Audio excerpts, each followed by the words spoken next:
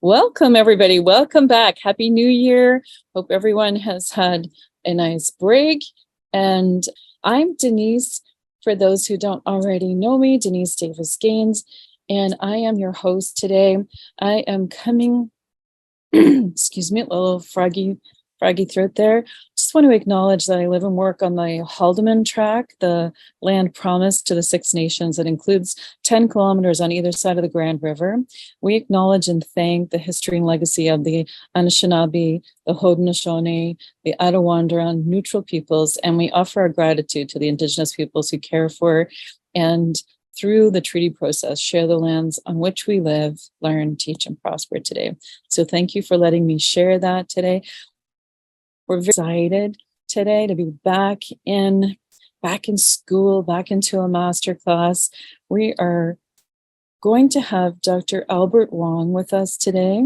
And Dr. Wong is just having my bio here. Dr. Wong is the former director of somatic psychology at JFK University and a leading educator in the field of somatics. He trains students in somatic psychology, healing trauma, and the mind-body connection through his online platform, Somatopia.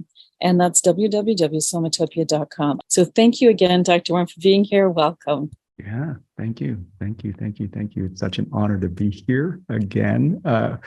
It's 2023. And what a new year. Okay. So yeah, I always like at first just to go on gallery view just to see faces and people. And so it's nice. Oh, okay. Hello. There's something really regulating about connecting with people. And the theme of today is really about kind of very much about co-regulation. Hey there. Just seeing people's faces pop up. There's something where just we get supported by each other through this process. So it's connection and community, and it's a we. Yeah. So there's so much in our world that's really fractured, right? And so the topic today is about healing relational trauma, which is almost like remembering our interconnection, remembering that we're not alone, we're not separate, right? And so we'll go ahead and dive in a little to that. But it's nice just to see faces and then smiles too. Okay, great. Bye. So let's dive in. So today is all about healing relational trauma. Okay, yeah. I always like to begin with a little bit of a quote. Okay, so I'm just going to invite you to wherever you are, maybe if you want, just close your eyes, or feel like you can keep your eyes open, but just notice your body and notice what your body feels when you hear these words. Okay.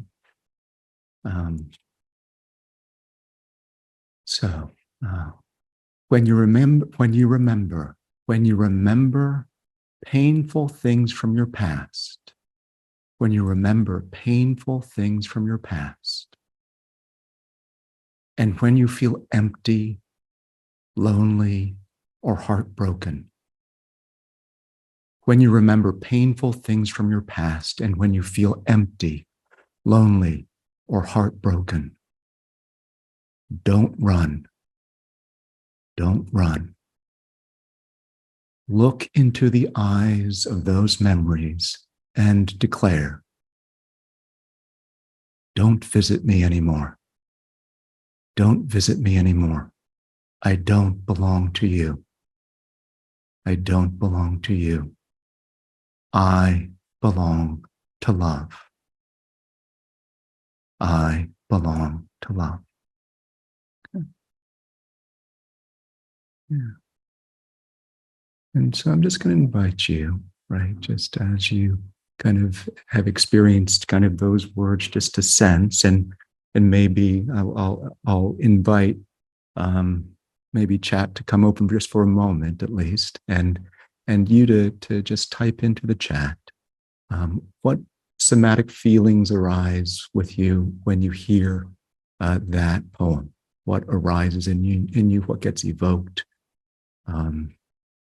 How does that land? Yeah.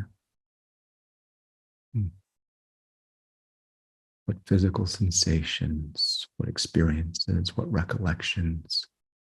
Yeah. This is Alexandra Vassilou from her poetry book, Healing Words. So relief, right? Okay, relief. Ooh, let me just, relief. Oops, let me go back. Sorry. That was a little bit abrupt. Okay, here we are. Sorry about that. So relief, love.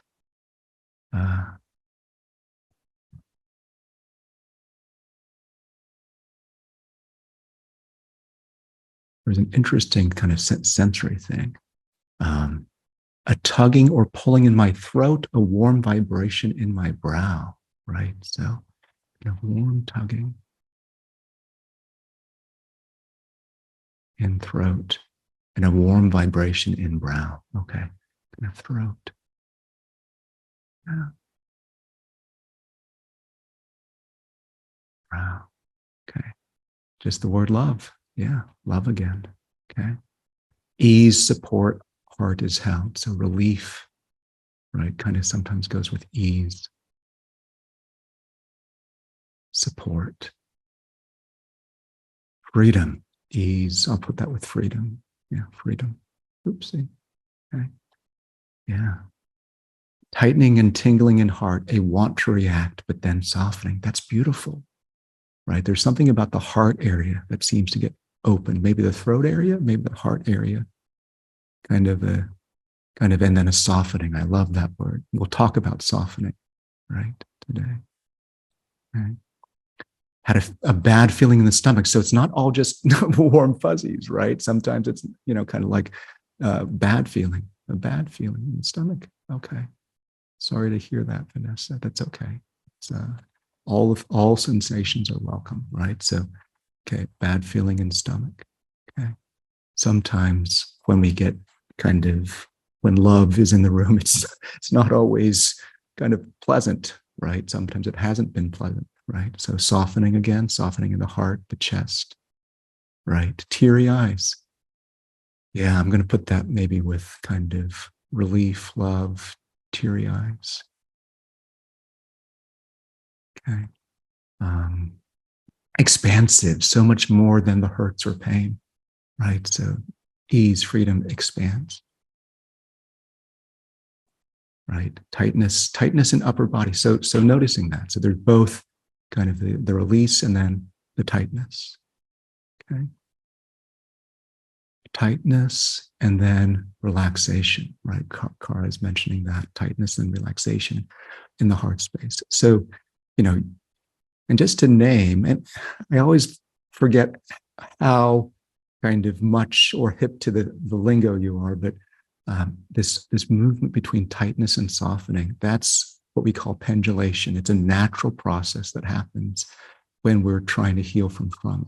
Okay, from tightness to softening, right? Heartache and sigh relief. Yeah, thank you, Jamila. Right, heartache.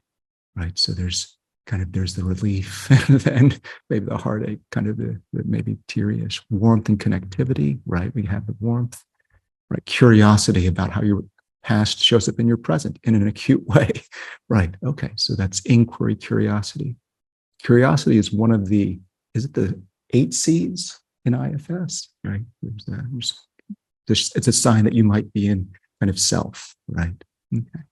So all of this, like relationships can be both kind of this mixture, this strange mixture of sometimes kind of tightening when we think about things that have happened to us, maybe in the past, right? The memories of relationships or the pain, right? That's occurred right from up here. So it can be both difficult and painful, but it can also be a source of incredible healing, right?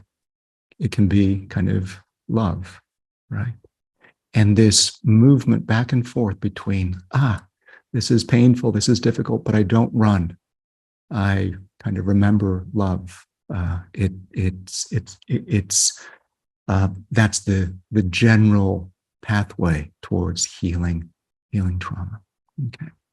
So so let me pause for a moment, and because I always like to understand my audience, or who knows what in the room. I guess, well, my first curiosity is like, who all has seen me before, kind of at or seen my shtick a little bit.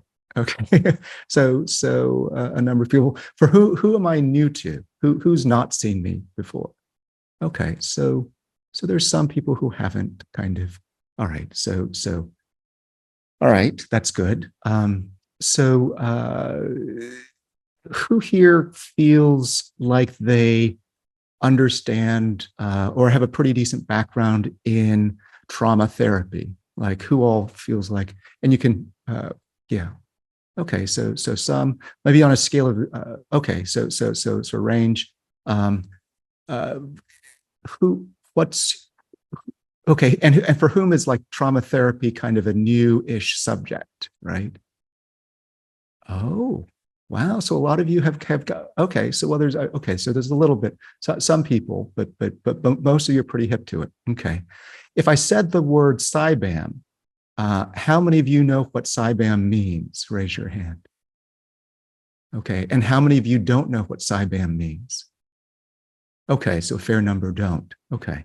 So, all right. Okay. So that helps me kind of level set in terms of what we're going to do and cover. Okay. So, all right.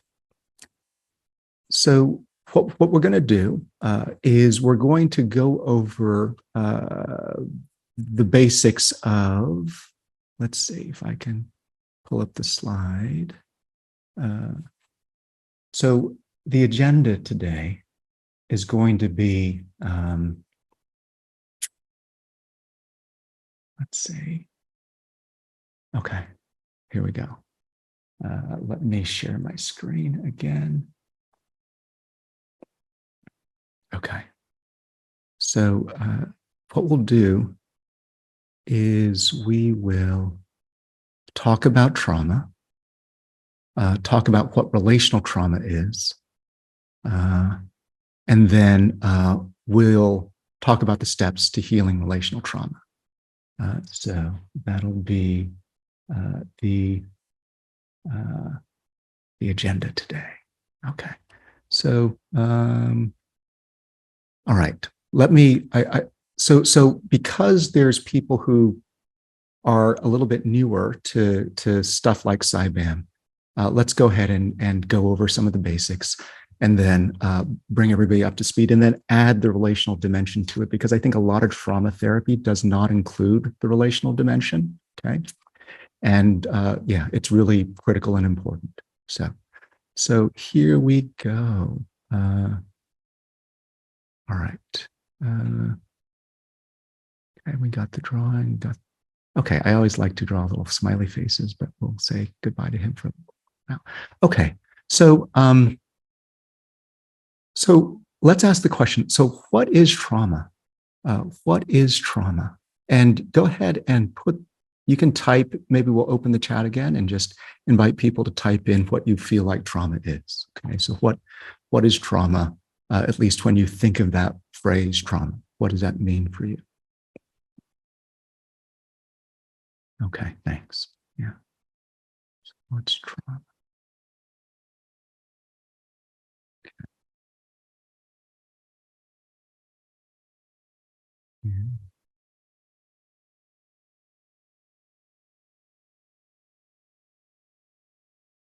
Sensory overwhelm, right? Sensory overwhelm. Okay, overwhelm, exactly. Not having support, not supported, right? Good. Okay, unintegrated, exactly. Yeah, out of the zone of tolerance, right? Exactly. Overwhelm beyond the window of tolerance. Okay, window of tolerance. Okay, good. Okay, a shock, right? A shock to the body, mind, spirit, right? something that splits us. Okay, so unintegration that goes with a split. Absolutely.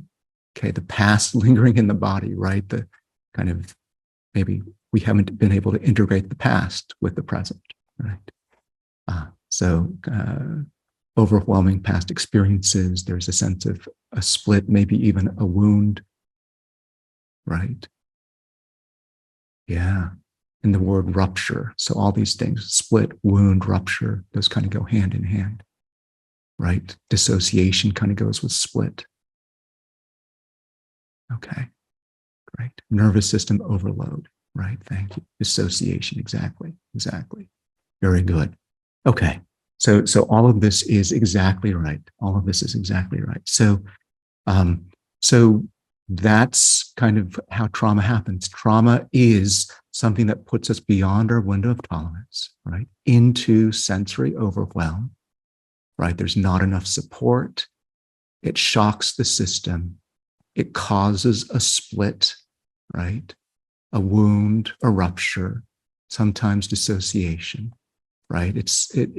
We can't integrate our life, and sometimes we can't integrate our past. Okay, so all of that is exactly right.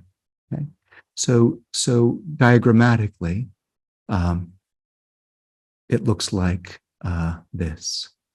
And yeah, well, let me ask just a couple. Who has not seen that image before, right? Who has not seen that before? Okay, so some people have not. Okay, good. Okay, so we'll get you on board. And this is another, I'm excited to share this because, okay, who here knows about couples therapy and, yeah, who feels pretty comfortable in doing couples therapy? Does anybody kind of, so some people. Okay, so Zoe does and iPhone does. Okay. And there's a really cool thing in couples therapy. Zoe, do you know the infinity loop thing? You do. You kind of do? Okay. So the most famous picture or the most famous diagram in trauma therapy is this window of tolerance thing. The most famous diagram in couples therapy is this infinity loop thing. But most people don't realize that they're actually the same thing, but just for one person instead of two people. Okay, and I'll talk about that. People don't talk about that. It's like wow. So for those of you who do couples work, it'll be a really cool insight. But I'll share. We'll get there. Okay, so let's just keep going. I get geeked out on this. So we're just getting people up to speed. So let's move forward. Pretty. Okay, so the idea behind this is the window of tolerance, right? Okay, window of tolerance. Okay. And the idea here is that and this also kind of represents on this axis nervous system activation. Okay, system activation. All right. So nervous system activation over here. And the idea here is as I go through life, right? And if I stay within my window of tolerance, everything is hunky-dory, right? I'm activated, I'm stressed, I'm presenting today, but actually everybody seems friendly, so then I can relax and I'm not stressed and everything kind of relaxes. I kind of activate my nervous system, I meet the challenge, but then I come back down and that all works well. I'm within my window of tolerance, no harm, no foul, no trauma, okay? However, there are times when things aren't like that, right? When I am going through my day, I meet a challenge, but the challenge is overwhelming. It actually pops up above what we call my window of tolerance. This is a Dan Siegel concept, window of tolerance. And I go above my tipping point, okay? Once I'm above my tipping point, okay, then we're in the domain of trauma, right? Then we are looking at this area here, right? This area here is where sensory overwhelm, unintegration, all the splits and the rupture and the wounds and dissociation starts to happen in this domain. What is trauma? It's what happens in this space up here, okay? So that's basic kind of trauma 101, or at least kind of the formulation of what trauma is from the most current kind of somatic nervous system perspective. The way to heal trauma, typically, yeah, We do not have a copy of the slide. Okay. Yeah. Oh, sure. It's a math symbol. Yeah. Cool to see. Yeah. Dr. B. Math symbol signifying infinity. Right. Sorry, I didn't catch that in the chat. Okay. Um, so, so here we are with what is trauma. So that's what trauma is. Now, the way to heal trauma, typically, there's different phases, and we'll go through those really quick. This is like speed trauma training. So what we got with that is what we do is we add something called resources, okay? Resources to the system, okay? So we add resources to the system, and then we raise the person's window of tolerance, right? That can make what was previously traumatic or intolerable a little bit more tolerable, okay? And then they can metabolize it, integrate it, and then move forward. Okay. So this is kind of the basics of it. Now, what I'm going to invite us to do next is we're going to zoom in on this little dot, okay? And if we zoom in on that little dot, what do we get, or what do we find for those of you who have seen me before, right? Okay. Well, I don't know if chat's open or not, but we'll go ahead and tell you what it is. If you zoom in on this little thing here, it actually, according to classical kind of, I guess, somatic kind of understandings, we zoom in on that, and it actually is Cybam. Okay, this it's actually a pentagon, right? Okay, so that, and who knows what that stands for, right? What does Cybam stand for? Okay. Some of you know. I think some of you know. Okay, Zoe knows, right? Looks like. You can type it into the chat. Maybe people don't know. What is Cybam? Okay, so Susan knows, Evelyn knows. Just go ahead and maybe type it into the chat if you do know it. What does Cybam mean? Or, yes, sensation, image, meaning, behavior, affect. Okay, so that's, yes, exactly. Sensation, image, okay, affect, meaning, and behavior. Okay, so the idea here is that we are comprised of, yeah, chat keeps jumping to, yeah, sorry, Sarah. Okay, yeah, well, I'll try and be a little bit more explicit. So very good. We can keep chat open at least for now, but yeah, and I'll give you the signal if it starts to get a little much. All right, so basically, if we zoom in on this, okay, we get Cybam. All right, and so what that means is Cybam is basically the constituents of experience. Constituents of experience. Okay. And the idea here is that as we go up the ladder, we have typically sensation, affect, behavior, and meaning, and image that hang together, that go together well. Like, okay, here I am. I'm feeling kind of my breath as I breathe in. So that's a little bit of a sensation. I'm feeling a little bit excited, a little bit anxious. So that's my affect. I'm able to have a meaning, which is I'm teaching right now, and I know what I'm doing. The behavior is I'm moving my pencil and I'm clicking a check. So I'm doing some different behaviors, and I can see people, right? I can see Denise, I can see Zoe, I can see Kristen, I can see Tamara, right? So so I can see people. And so those all hang together. And as I go up and down the curve, right, this kind of changes a little bit. Maybe maybe my affect intensifies, right, or kind of the meaning changes. Like now I'm kind of relaxing rather than kind of intensely efforting to teach, but it all hangs together, right? The pentagon hangs together down on this lower curve. However, if I go above the tipping point up here, right, if things are really intense, that's when the split starts to occur. That's when the dissociation starts to occur. That's when the rupture happens, okay? Because above the tipping point, the cybam starts to split apart, okay? So above the tipping point, what it looks like is there's parts of experience that no longer hang together. My sensation separates from my meaning, right? Here I am, I'm teaching, and it's going okay, but then it's really scary, and then it's maybe overwhelming, and maybe there's an emergency and something happens. I no longer feel my body, right? I no longer feel my sensation. I'm separated out from meaning. Like, what am I doing? I forgot where I am. What way am I teaching? I forgot.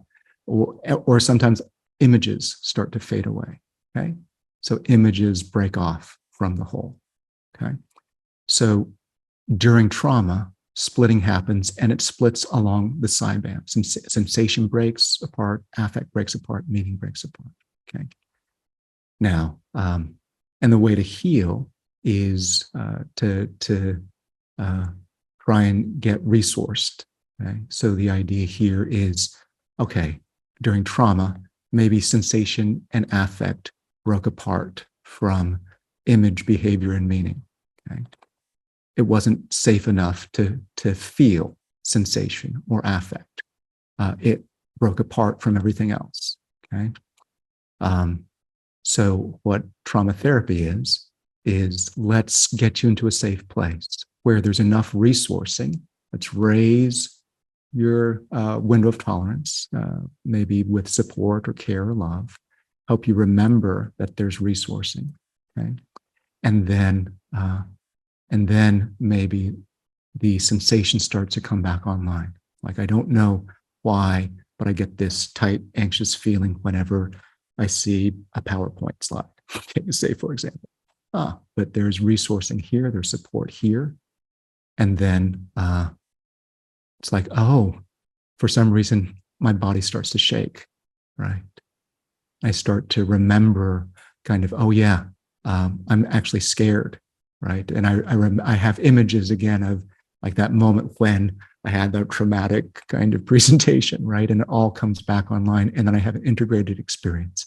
And these fragments come back together and back down and complete the arousal cycle, right? So that's the basics of how kind of trauma resolves, at least from a somatic perspective. Okay, great, that's helpful. How does that landing for folks? Is that making sense to people? Like, thumbs up? Okay, all right, yeah, okay, makes sense. All right, so here's the deal. So that's like basic kind of, this is kind of a somatic experiencing model. It's also kind of what they use basically in sensory motor. They call it different things. CYBAM comes from the somatic experiencing kind of tradition. Sensory motor has its own version of it, but it's many different traditions kind of use some of this kind of 5-factor or variation thereof. Now, the thing about this is it's not just sensation, image, affect, behavior, and meaning. And this is where kind of we're stepping beyond what we might call traditional somatic work into a relational model, okay? And resources. So what are resources? Okay, good, I'm glad. So resources. So this is a whole other thing, but resources are anything that help you feel safe, nurtured, kind of protected, okay? So there's many different kinds of resources. Yeah. So sometimes the resources, gosh, okay. So I think of resourcing as divided along kind of 8 different categories. It's a little complex, but we'll go ahead and do this real quick. Okay. Time resource, relational resource, expressive resource, action resource, thought resource, image resource, emotion resource, okay, and sensation resource. Okay, and it spells the word treaties, okay? That's an acronym, okay? So sometimes resourcing puts somebody who feels like, for example, in a flashback, into a safe time space, right? So it's like, okay, even though you're being activated and fragmented, know that in the present moment, in the present time, you are safe. You're in this room together. Yeah, a lot of acronyms in geometry. Yeah, I'm a former physicist, right? But yeah, you're kind of time right now, you're safe. So returning to a safe point in time. If the present, I mean, that's one of the classic things that people do in trauma therapy, return to the present moment, okay? Relational resources, right? Okay, surround yourself with people who love you, nurture you, protect you, imagine them here with you, okay? Or have a loved one kind of beside you, okay? Let yourself express what you did not express. That can be very healing. It can be a resource. Art, right? Action resources, things like, things that are regulating, can be anything like knitting or running or exercise, right? Or singing, right? Thought resources, right? Affirmations like I am good, I am safe, right? Image resources, imagining kind of a safe place, seeing it, visualizing it. It can include auditory, absolutely, right? Emotional resources, things, what are some feelings, right? Emotions or feelings or even sensations in your body that can feel good. What it's like to feel your feet on the ground, right? And feel that. So these are all like 8 different kinds of resources that you could use, right? Okay. So, all right. So those are some examples of resources. Okay. Let's see. Now, the idea here is for many of you, I think a lot of you are probably coaches, therapists, practitioners. You will be a resource for somebody who comes in seeking trauma therapy. You will be kind of that stabilizing presence that helps to kind of ground them, support them, help them feel all of these different resource supports, right, together, right, and help land them on the other side of the arousal cycle back down, okay? So you will do that. Now, the thing about CYBAM is it actually is more like, if you look at treaties, it looks like a lot of different acronyms. It's actually Nyoka. It's all the same one. So if you look at what I did with treaties, this is actually CYBAM +3, okay? Because we got sensation over here. Sensation is the same as sensation over here, right? So it's the same thing. Sensation, sensation, okay? Affect, emotion, same thing, right? Okay. Meaning is thought, same thing. Image is image, same thing. Behavior is action, same thing. So that's the whole ATIES is exactly the same as CYBAM. It's the same thing.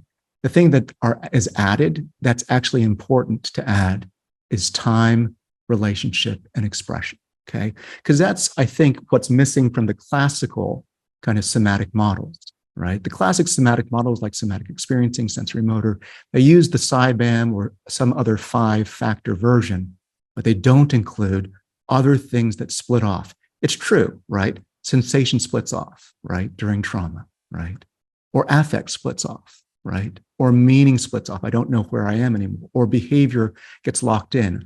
Like there's behaviors, I can't leave the house. I'm not able to do that because I've been traumatized. Like, so there's certain behaviors where I can't kind of be intimate. That's another behavior that sometimes gets kind of locked out, right? But other things, or there's certain images that I'm not able to see, right? I don't want to look at that spider, whatever it might be, right? But other things get fractionated out. And those things are time, relationship, and my ability to express, okay? So time can get fractionated out. So like there are moments in time that I just cannot go back to, right? It's amnesia, right? For example, or there are moments in time that intrude overly. That's like a flashback that comes. Relationally, sometimes during trauma, relationships kind of break off. I stop feeling like I belong to the human race, right? I stop feeling like I can have connections or that I deserve to have any connections whatsoever. My relational capacity breaks away. So, it's, or I become very clingy or needy, or, in relationships, like just like you can have like numbness in terms of sensation, right? Like there's things that I just can't feel, or you can have chronic pain, right? It can be the same thing. Like you can get habitually into very painful relationships, right? That kind of continue to like be a manifestation of trauma, or you can just be completely numb to relationships. Like, okay, I'm not feeling anything. And just like you can be numb in terms of sensation. All right. So an expression is a similar thing. So we could talk a lot about each of these, but let's just focus on kind of the relational aspect right now. Okay. So this is an expansion of the classical model where kind of we're now including relationship can fragment out. Okay. And so if you look at what can happen here, sometimes it's Cybam, right? But sometimes there's also kind of relationship that can break off, right? So when you're thinking about this with two people, okay, just two people, maybe, for example, I'll just write down, let me save this just to, so I saved that, and let me see if I can go to a new screen. Okay, I learned that trick from y'all somehow. Okay, so the thing about this whole model, right, that we're working on here, right, is that it's both. You can think of it as Cybam. Okay, you can think of it as treaties, right? The whole kind of, we call it the full octave because there's 8, right? It can be treaties, okay, which is, and I apologize for adding to the acronym alphabet. I try not to, but anyways, okay. Or it can be me and you, right? If I am in connection with you, right, and we're together, say it's maybe a parent and a child, or kind of a partnership, right? And we're heading through life and we're actually feeling nicely connected.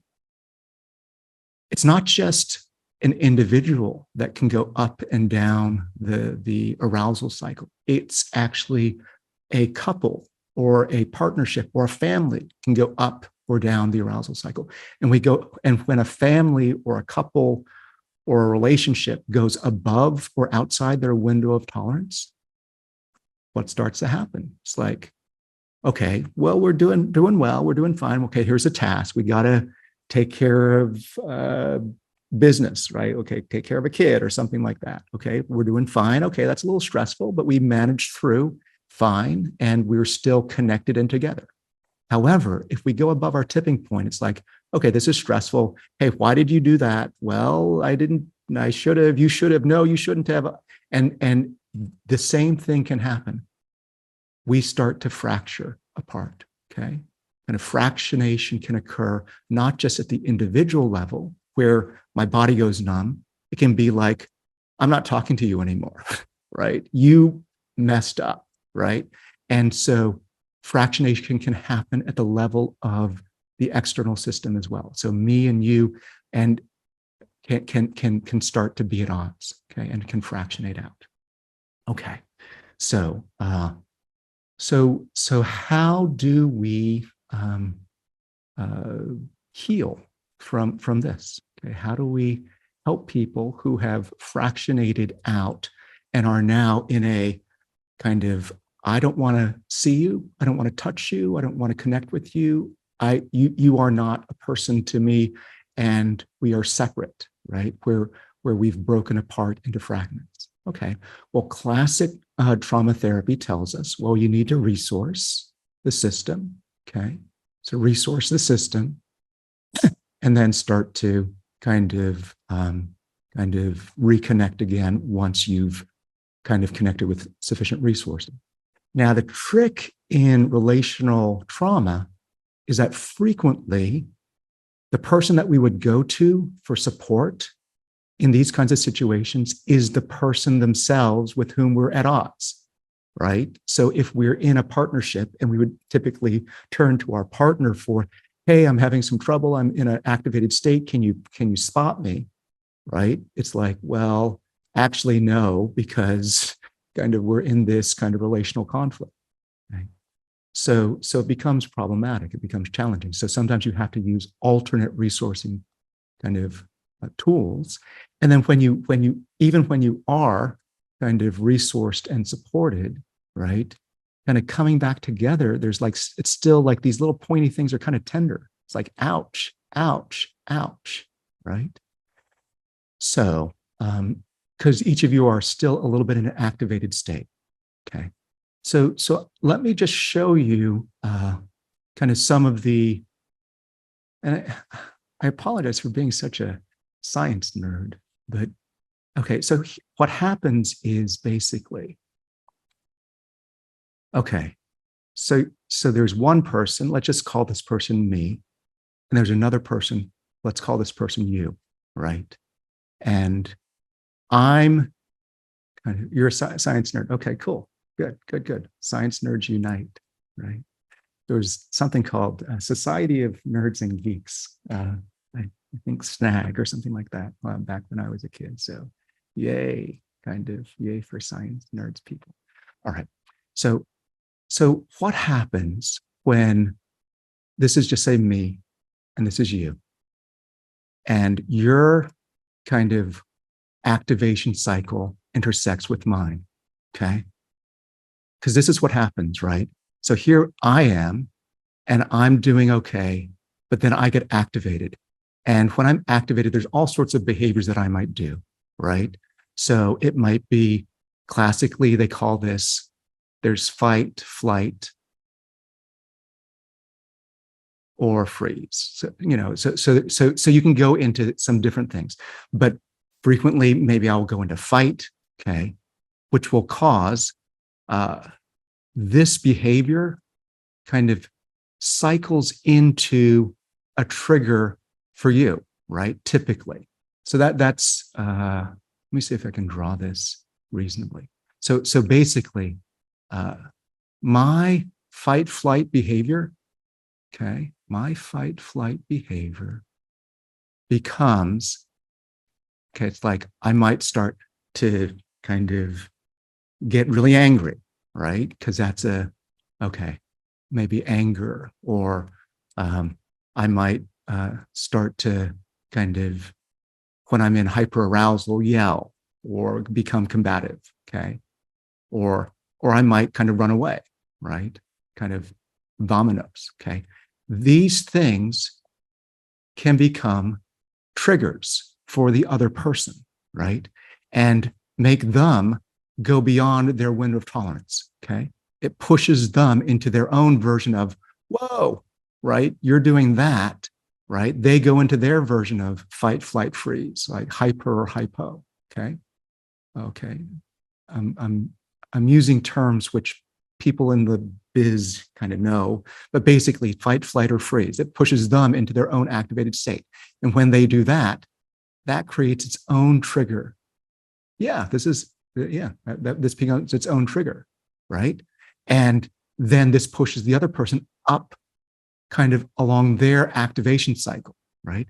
And so you get this pattern of people getting more and more activated, right? And their activation triggering the other person, right? Which causes them to behave in their own version of hyper or hypo, which causes them to trigger the other person up here. And you get basically something that in the biz looks like kind of the energy feeding energy, which is called a negative cycle. All right. So let's see if we can draw this. Okay. So you can see becomes this infinity loop. Okay. This infinity loop cycle between two people that eventually kind of activates until finally, typically there's like a rupture and people kind of split, right? There's a rupture and people split. And this is where the kind of me fragments off from you. Okay. So that's what happens in kind of relationships when there's activation and one person is above their window of tolerance. Whew, and then kind of it activates the other into their activation. They go above their window of tolerance and it becomes this negative infinity loop cycle, energy feeding energy. And then they fractionate. Kind of the relationship no longer holds together, just like in our body. So things don't hold together sometimes, right? When we're traumatized. Sometimes relationships, there's too much stress, there's overwhelm in relationships. Okay. So let me kind of pause there and see how is that landing for people? Are people kind of digging that, getting it? It's a little interesting, eh? It's kind of interesting. Okay. So it's a little technical. I apologize, but I will say, like I think most people, like if you are in trauma therapy, you probably will know this diagram. If you're doing couples work, you will know this diagram, this infinity loop diagram. The truth is, they're the same thing. Do you kind of see that? Yeah. Well, people are getting that. Yes. Okay. Is it a little cool?